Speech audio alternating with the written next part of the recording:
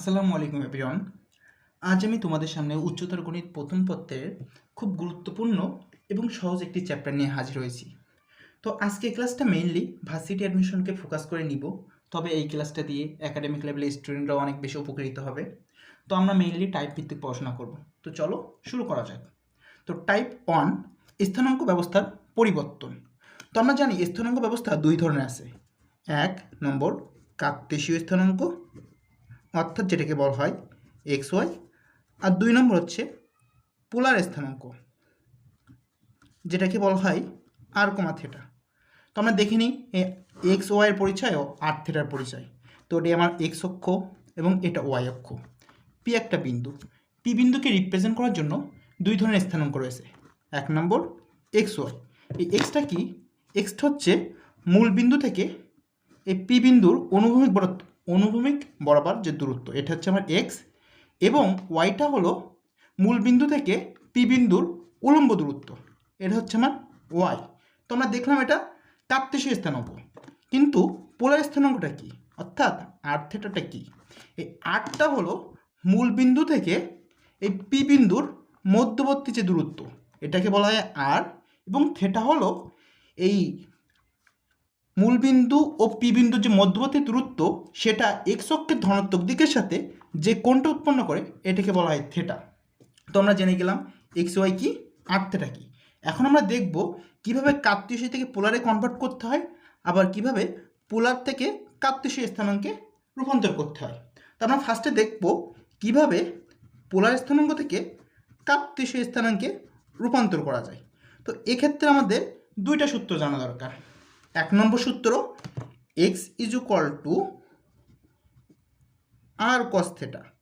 2 নম্বর সূত্র y is equal to r sine theta. তো এখানে আমরা এক্স ওয়াই আর থিটা সবগুলোর পরিচয় জানি। সো এই সূত্রের মাধ্যমে আমরা পোলার স্থানাঙ্ক থেকে কার্তেশীয় স্থানাঙ্কে রূপান্তর করতে পারবো।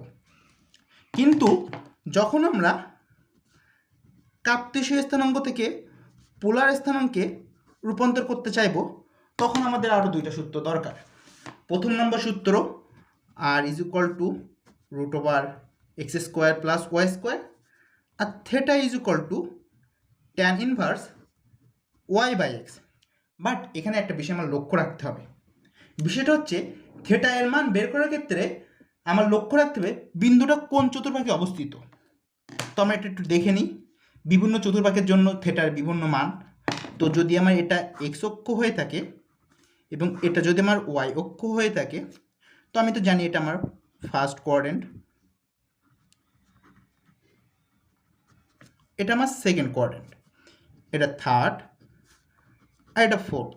তো আমি জানি ফার্স্ট কোয়াড্রেন্টে আমার হচ্ছে বিন্দুর স্থানাঙ্ক এক্স কমা ওয়াই, সেকেন্ডে মাইনাস এক্স কমা ওয়াই, এখানে minus x comma minus y, এবং এখানে আমরা জানি x comma minus Y.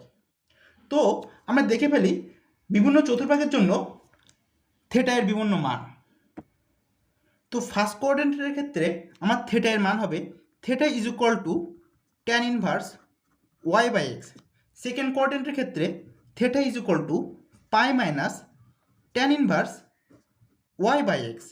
Third কোয়াড্রেন্টের ক্ষেত্রে theta is equal to pi plus tan inverse Y by x. আর ফোর্থ কোয়াড্রেন্টের ক্ষেত্রে থিটার দুইটা সূত্র আছে। প্রথম সূত্র হচ্ছে theta is equal to 2 pi minus tan inverse Y by x. আরেকটা সূত্র আমরা লিখতে পারি theta is equal to minus tan inverse Y by x. তো আমরা দেখে ফেললাম যে কিভাবে কার্তেশীয় থেকে পোলারে রূপান্তর করতে হয়, কিভাবে পোলার থেকে কার্তেশীয়তে রূপান্তর করতে হয়। এখন তাহলে আমরা কিছু ম্যাথ প্রবলেম দেখে ফেলি। আমরা বেসিক অংশটা শেষ করলাম, তো চলো শুরু করা যায় প্রবলেম নাম্বার 1। তো প্রবলেম নম্বর 1-এ বলছে কোনো বিন্দুর কার্তেশীয় স্থানাঙ্ক -1, -√3 হলে বিন্দুটির পোলার স্থানাঙ্ক কত। অর্থাৎ এখানে কার্তেশীয় থেকে পোলার স্থানাঙ্কে কনভার্ট করতে বলছে।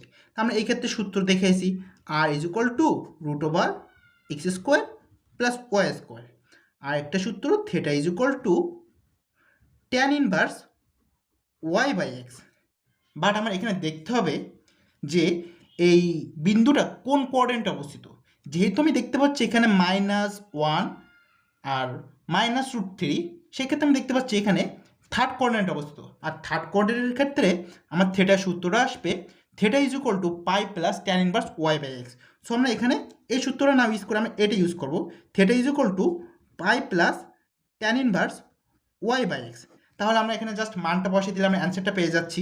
তাহলে এক্ষেত্রে আমি এক্সের মান জানতেছি -1, আর এখানে ওয়াইয়ের মান জানছি -√3।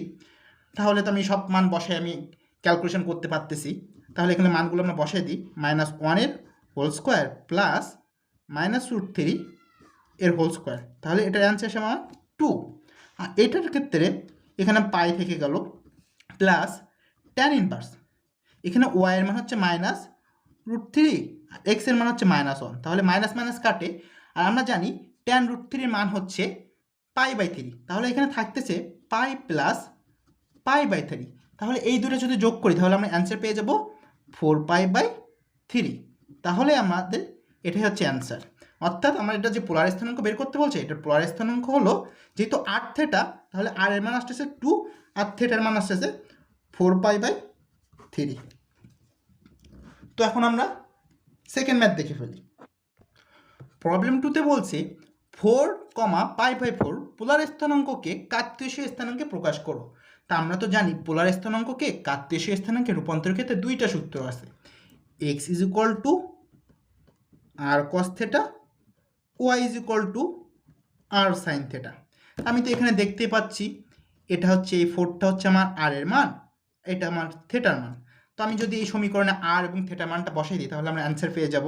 তাহলে এক্ষেত্রে আমার 4 cos π/4, 4 sin π/4। তাহলে আমরা cos π/4 এর মানটা জানি 1/√2। ঠিক একইভাবে sin π/4 এর মানটাও সেম 1/√2। তাহলে এটার আনসার আসবে 2√2, এটাও আসবে 2√2। তাহলে আমি অ্যান্সারটা লিখতে পারি 2√2, 2√2। তাহলে এটাই এই বিন্দুটার কার্তেশীয় স্থানাঙ্ক। তাহলে আমার এটাই অ্যান্সার। তো আমরা এত সময় কার্তেশীয় ও পোলার স্থানাঙ্কের রূপান্তর দেখলাম। এখন আমরা দেখব কার্তেশীয় ও পোলার সমীকরণের রূপান্তর। তো এক্ষেত্রে আমরা ঠিক একইভাবে কার্তেশীয় সমীকরণ থেকে পোলার সমীকরণের রূপান্তর করব, আবার পোলার সমীকরণ থেকে ঠিক একইভাবে কার্তেশীয় সমীকরণের রূপান্তর করব। তো ফার্স্ট আমি দেখি, শুরু করি কার্তেশীয় সমীকরণ থেকে পোলার সমীকরণ। তো লিখে ফেলি কার্তেশীয় সমীকরণের একটা নাম আছে আয়তাকার।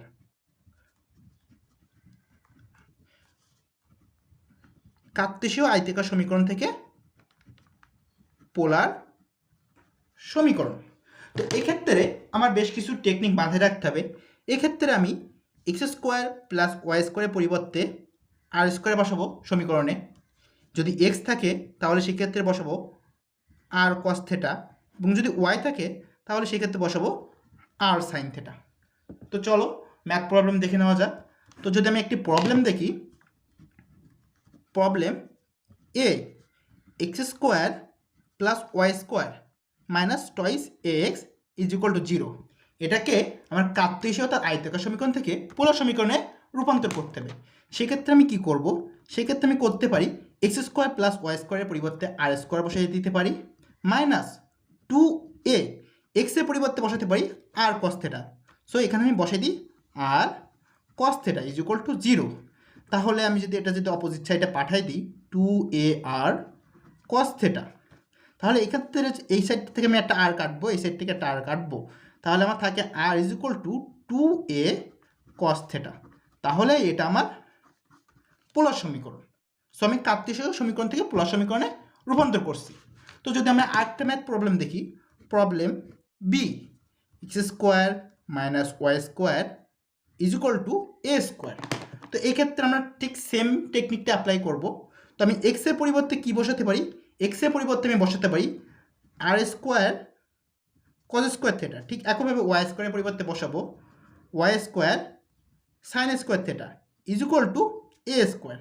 তাহলে যদি এক্ষেত্রে আমি r² কমন নিই তাহলে থাকে cos² theta minus sin² theta is equal to a²। এখন তো আমরা একটা সূত্র জানি, ত্রিকোণমিতি থেকে শিখছিলাম cos² theta minus sin² theta is equal to cos 2 theta.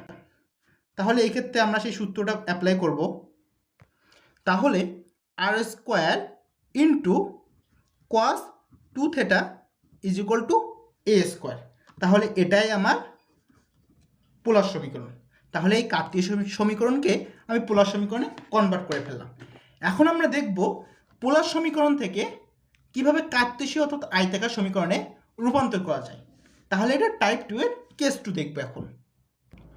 তো এখন পোলার সমীকরণ থেকে কার্তেশীয় সমীকরণে রূপান্তরের ক্ষেত্রে আবারও সেম কিছু টেকনিক শিখে নিই। সেক্ষেত্রে আমরা আর স্কোয়ারের পরিবর্তে বসাবো x square plus Y square, আর কস থেটা এর পরিবর্তে বসাবো এক্স, এবং আর সাইন থেটা এর পরিবর্তে বসাবো ওয়াই। তার মানে প্রথম কেসে ঠিক উল্টা। বাট এক্ষেত্রে আরেকটা বিষয় আমাদের মনে রাখতে হবে, যদি ইকুয়েশনে শুধু কস থেটা অথবা সাইন থেটা থাকে তাহলে সেক্ষেত্রে আমি ইকুয়েশনের উভয় পক্ষে আর দ্বারা গুণ করব, উভয় পক্ষে আর গুণ করব। তাহলে চলো একটা ম্যাথ প্রবলেম দেখে নেওয়া যাক। তাহলে ম্যাথ প্রবলেম যদি এ নম্বর ম্যাথ প্রবলেম হয় r is equal to a sine theta, তাহলে সেক্ষেত্রে আমি টেকনিক অনুযায়ী আর এর পরিবর্তে কি বসাবো x square plus Y square. But এখানে তো আমার শুধু আর আছে, আমি আর স্কোয়ারের পরিবর্তে বসাতে হবে। আমি ফার্স্টে কী বলছি কস থেটা অথবা সাইন থেটা শুধু থাকলে সেক্ষেত্রে উভয় পক্ষে আর গুণ করতে হবে। তাহলে এই সাইডে আমি একটা আর গুণ করে আর স্কোয়ার করি, আর এই সাইডে আমি একটা আর গুণ করি, আর গুণ করে এই সাইন থেটাটা বসিয়ে দিই। তাহলে এখন আমি এই আর স্কোয়ারের পরিবর্তে x square plus Y square বসাতে পারতেছি। ঠিক একইভাবে এ মানটা বসিয়ে দিলাম r sine theta, r sine থেটার পরিবর্তে আমি বসাতে পারতেছি ওয়াই।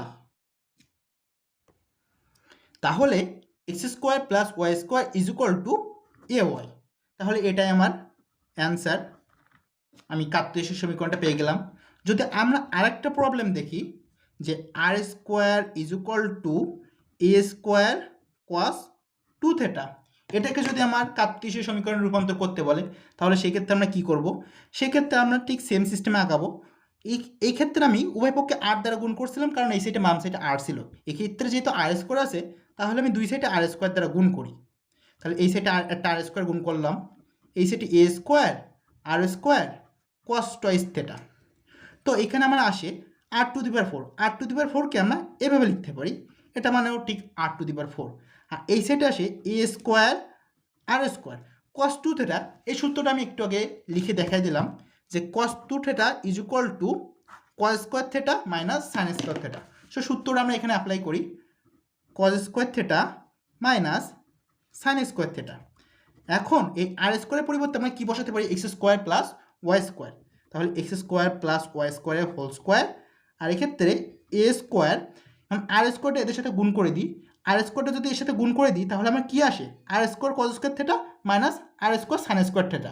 তা আমি এখানে আর স্কোয়ার কস স্কোয়ার থেটাই মানে কত হয় x square, r square sine square theta মানে কত হয় ওয়াই স্কোয়ার। তাহলে আমরা এখানে একবারে বসিয়ে দিতে পারি x square minus y square.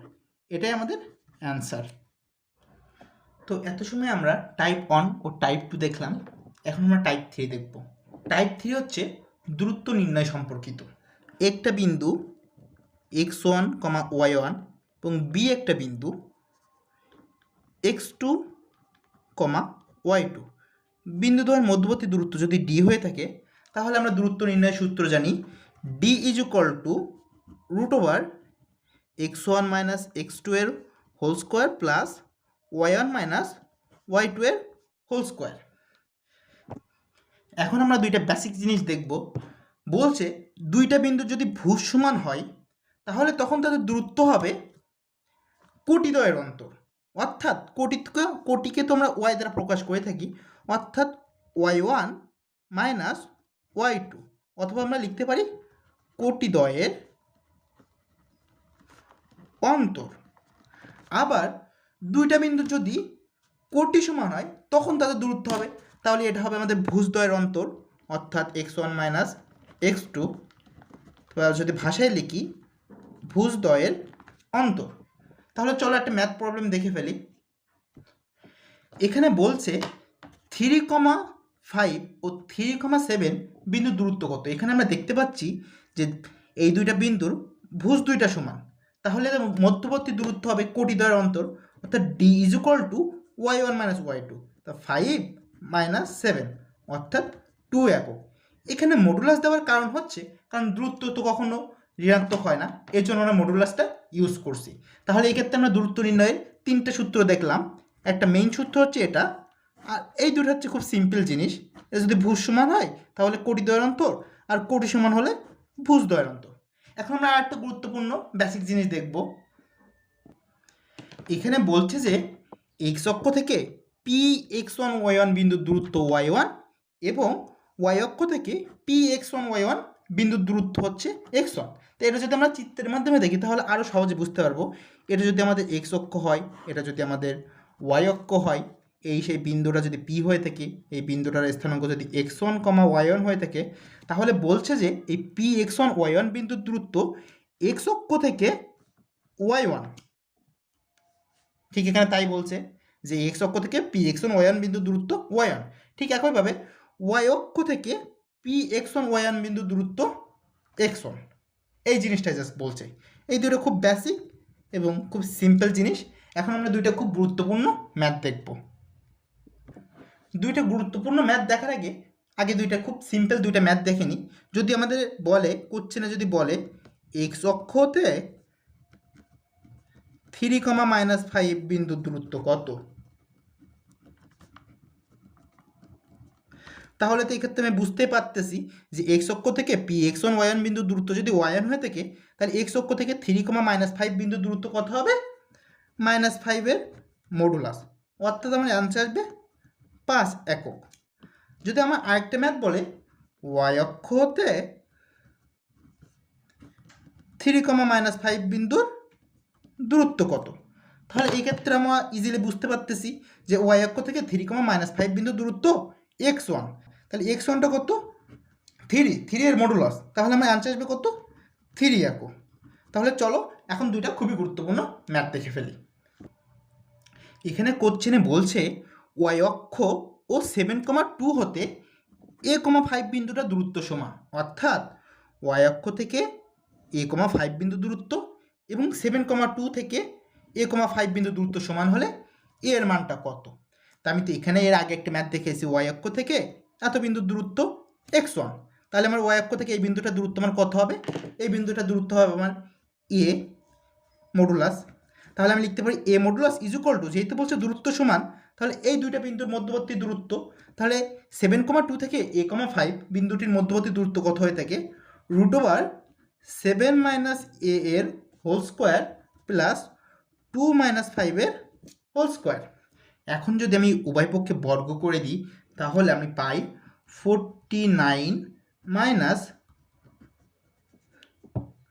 14a plus 9 is equal to 0। দুই সাইডে বর্গ করে যোগ বিয়োগ করলে এই সমীকরণটা আসে। তাহলে এখান থেকে আমি a এর মানটা পাচ্ছি a ইজ ইকুয়াল টু 29/7। এটাই আমাদের অ্যান্সার। তো চলো আরেকটা ম্যাথ দেখে ফেলা যাক।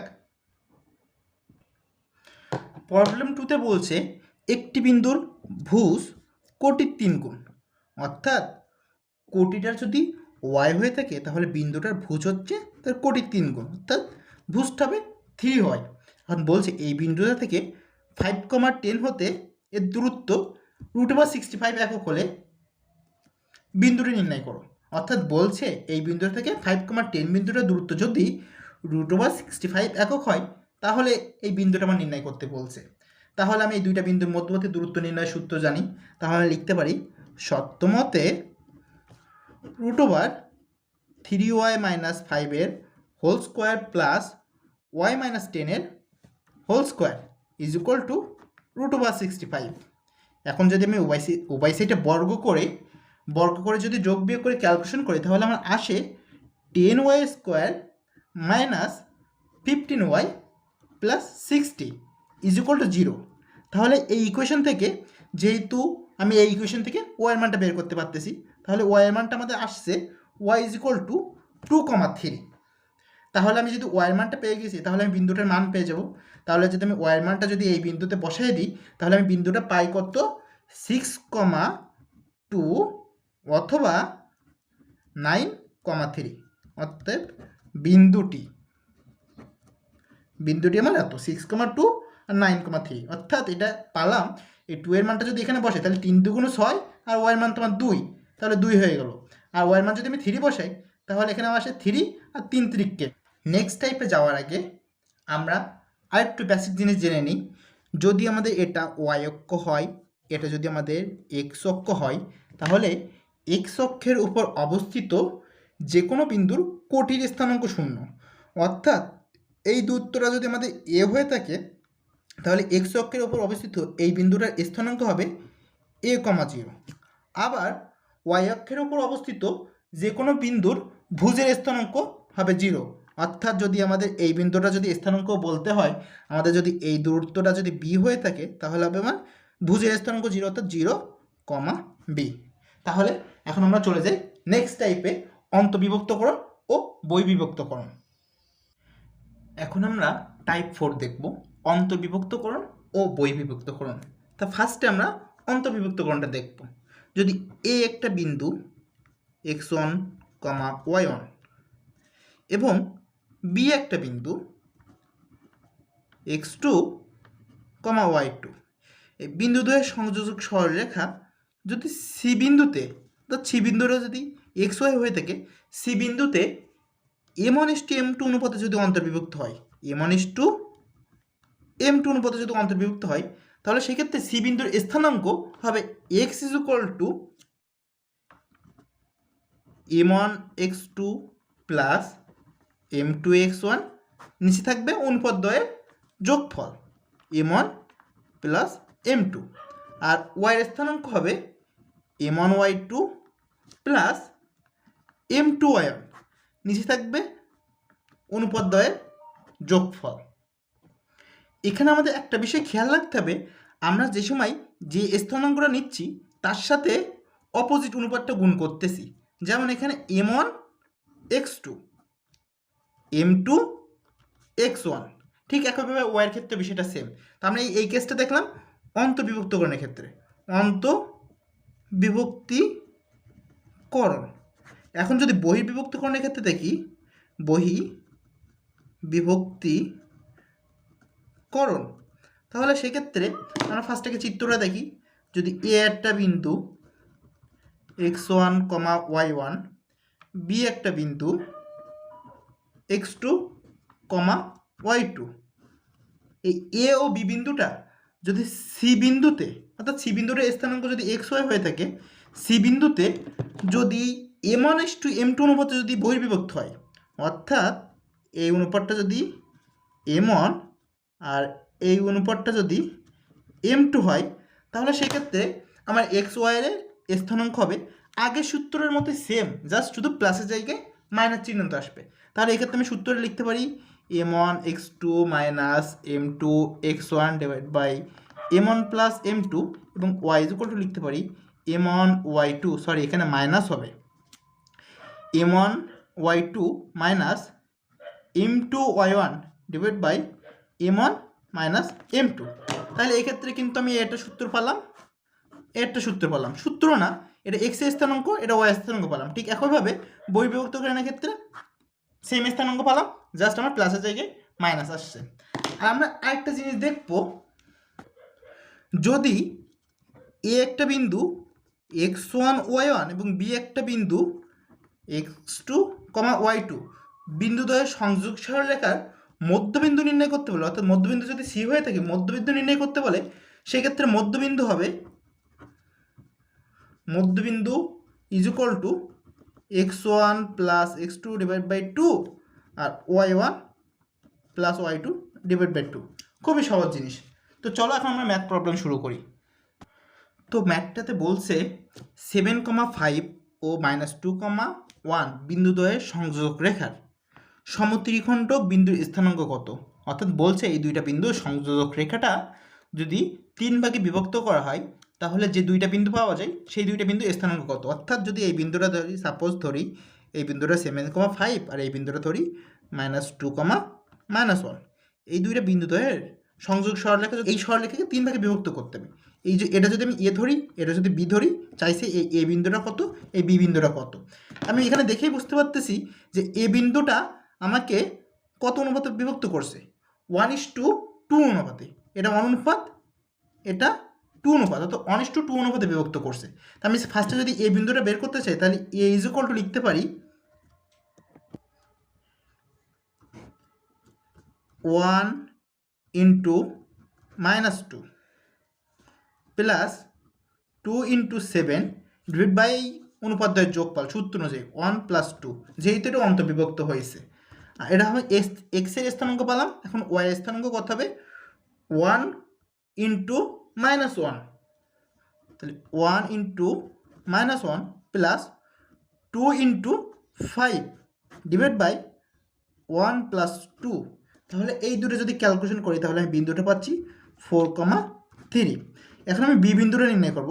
তা আমার এক্ষেত্রে আগে ফার্স্টে দেখতে হবে বি বিন্দুটা আমার কত অনুপাতে বিভক্ত করছে। বি বিন্দুটা এই দুইটা বিন্দু সংযোগ সরলরেখাকে, এটা হচ্ছে আমার যদি 2 অনুপাত হয়, এটা আমার 1 অনুপাত, অর্থাৎ বি বিন্দুটা আমাকে বিভক্ত করছে 2:1 অনুপাতে। যেহেতু 2:1 অনুপাতে বিভক্ত করছে তাহলে আমার নিচে কত হবে? 2 + 1। এক্ষেত্রে আমার নিচে হবে 2 + 1। আর আমার ওপরে কত আসবে? 2 ইন্টু -2 প্লাস 1 ইন্টু 7। এক্ষেত্রে আসবে 2 ইন্টু -1 প্লাস 1 ইন্টু 5। এটা কিন্তু গুণ। তাহলে সেক্ষেত্রে আমার অ্যান্সারটা আসবে 1,1। এখন এ বিন্দুর স্থানাঙ্ক পেলাম, বি বিন্দুর স্থানাঙ্ক পেলাম। তাহলে আমার অ্যান্সার এটা এবং এটা। এখানে ম্যাথটাতে বলছে এ ও বি বিন্দু স্থানাঙ্ক যথাক্রমে -2, 4 ও 4, -5। এ বিকে সি পর্যন্ত বাড়ানো হলো যেন A B is equal to 3BC হয়। সি বিন্দু স্থানাঙ্ক কত?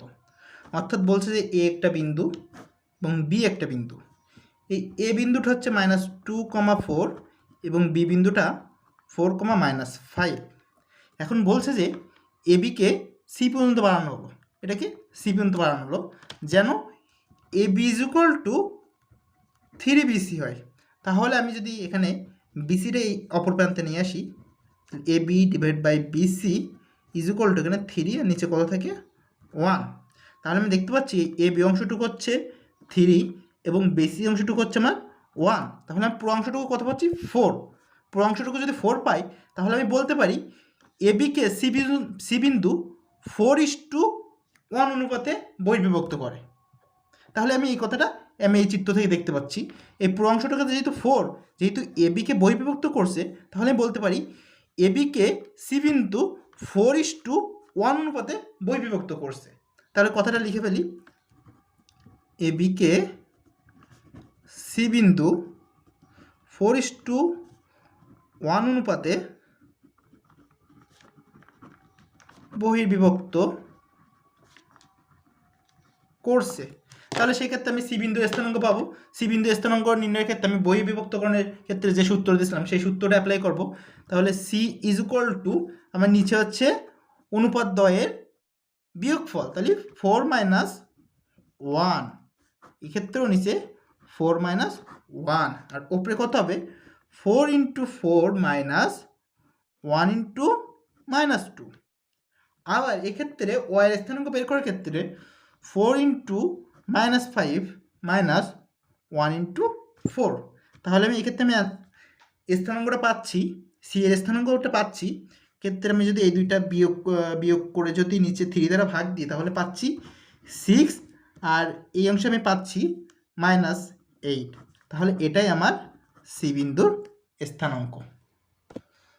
এখন আমরা টাইপ 5 দেখব, অক্ষদ্বয়ের বিভক্তকরণের অনুপাত নির্ণয়।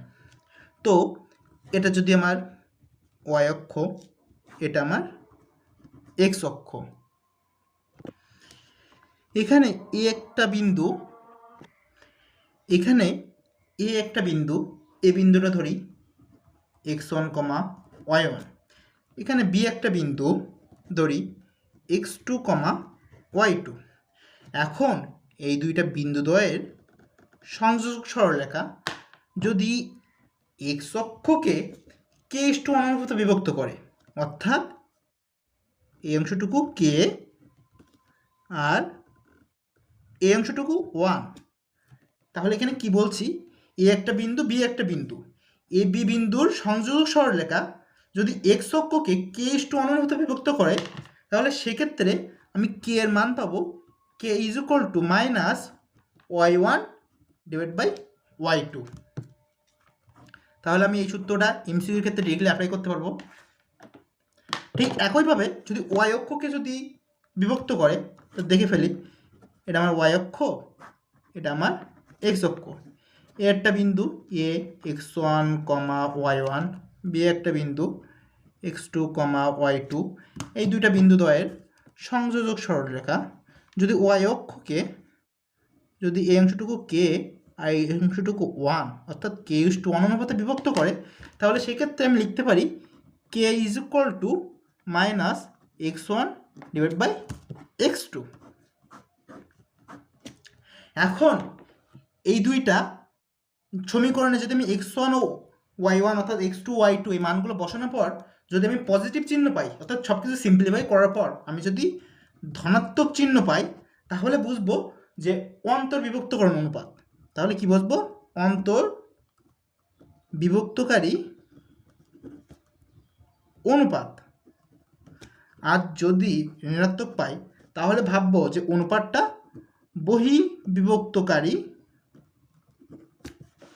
বহিঃবিভক্তকারী অনুপাত। তো চলো একটা ম্যাথ দেখে ফেলা যাক। এখানে ম্যাথটাতে বলছে এ 4,2 বি 2,4 বিন্দু দুটির সংযোজক রেখাকে ওয়াই অক্ষ কত অনুপাতে বিভক্ত করে। তা আমি এটা ধরে নিই ওয়াই অক্ষ কে ইস টু ওয়ান অনুপাতে বিভক্ত করে। তা যেহেতু ওয়াই অক্ষ বিভক্ত করছে, সেই ক্ষেত্রে আমি সূত্র লিখে দিছি k is equal to minus x one divide by x two. তাহলে এখানে এক্স ওয়ান সমান আমরা কত পাচ্ছি? এখানে এক্স ওয়ান সমান আমরা পাচ্ছি 4, আর এক্স টু সমান আমরা কত পাচ্ছি? এক্স টু সমান পাচ্ছি আমরা 2, আর একটা মাইনাস চিহ্ন থেকে গেছে। তাহলে এক্ষেত্রে আমরা পাচ্ছি মাইনাস 2 ডিভাইড বাই 1। অতএব আমরা লিখতে পারি নিম্ন অনুপাত, অর্থাৎ 2:1 অনুপাতে, এখানে যেহেতু মাইনাস আছে তাহলে আমি বলছিলাম যে মাইনাস থাকলে বহিঃবিভক্ত, 2:1 অনুপাতে বহিঃবিভক্ত করে। খুবই সিম্পল ম্যাথটা। কিন্তু আমরা এই নিয়মটা এমসিকিউ এর ক্ষেত্রে অ্যাপ্লাই করব। সিকিউ এর ক্ষেত্রে আমরা এখন একটা নিয়ম শিখব। তাহলে নেক্সট প্রবলেমে দেখা যাক কীভাবে আমরা সিকিউ সলভ করব। এখানে ম্যাথটা বলছে এ 2,-2 এবং বি 6,-4 বিন্দু দুটির সংযোজক রেখাকে এক্স অক্ষ কত অনুপাতে বিভক্ত করে। তো আমি এক্ষেত্রে যদি ফার্স্টে এমসিকিউ এর সমাধানটা দেখি, তো আমি জানি এখানে আমি দেখতে পাচ্ছি যে এক্স অক্ষ যেহেতু বিভক্ত করে, তাহলে আমি ফার্স্টে লিখি k is equal to minus y one divide by y two. দেখতে মাইনাস থাকলো, ওয়াই ওয়ানের মান হচ্ছে আমরা জানি 2, ওয়াই টু এর মান জানি -4। তাহলে আমার অনুপাতটা আসতেছে 1:2। যেহেতু আমার অনুপাতটা পজিটিভ, তাহলে 1:2 অনুপাতে আমার অন্তর্বিভক্ত করছে, অন্তর্বিভক্ত। এখন এটা তো আমার এমসিকিউ সমাধান। সিকিউ আসলে আমি কীভাবে লিখবো? সিকিউ আসলে আমি একটু ব্যাখ্যামূলকভাবে করবো ম্যাথটা। লিখতে হবে -2,2 ও 6,-4 বিন্দু দুইটির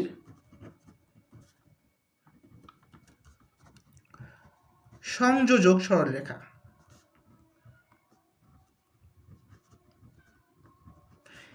x অক্ষকে K is to one অনুপাতে বিভক্ত করে।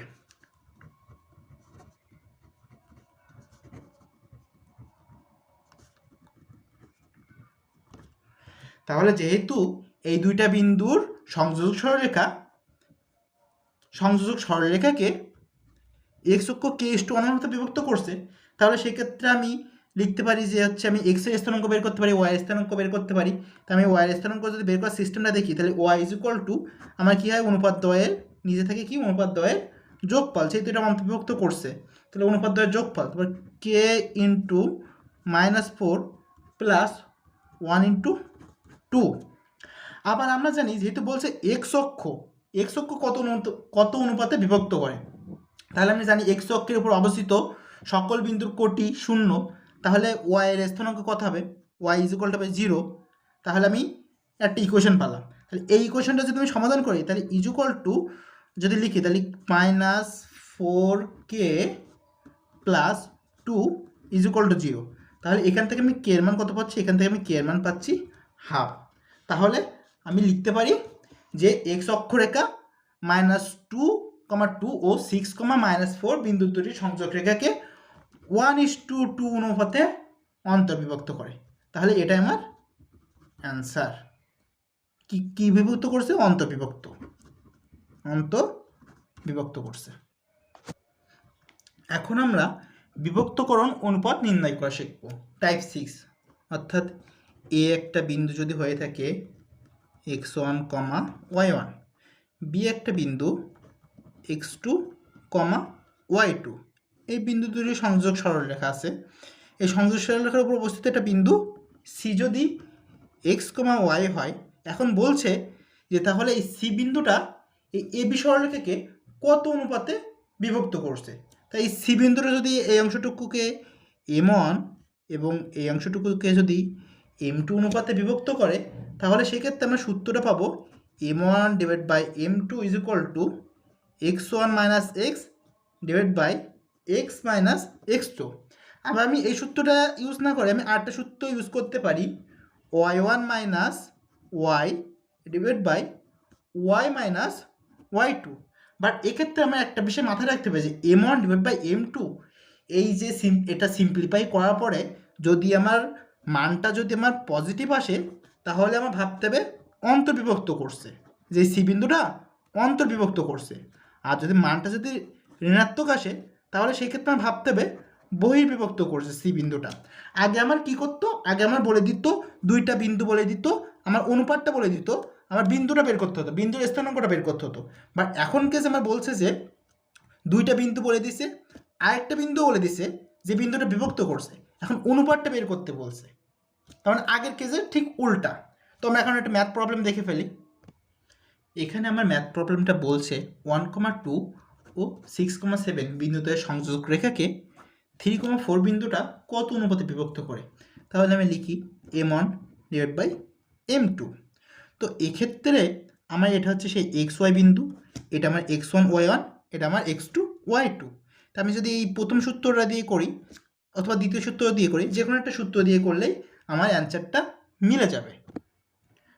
তো আমি প্রথম সূত্রটা দিয়ে করি, অর্থাৎ x1 - x আর x - x2। তো আমি x1 দেখতে পাচ্ছি কত 1 আর x কত 3, আবারও ঠিক নিচে সেই x - x2, x2 কত 6।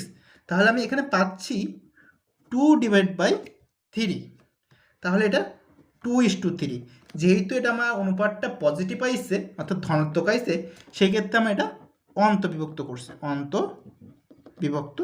করছে। তাহলে এটাই আমার অ্যান্সার। তো আজ আমরা 6টা খুব সহজ টাইপ দেখলাম।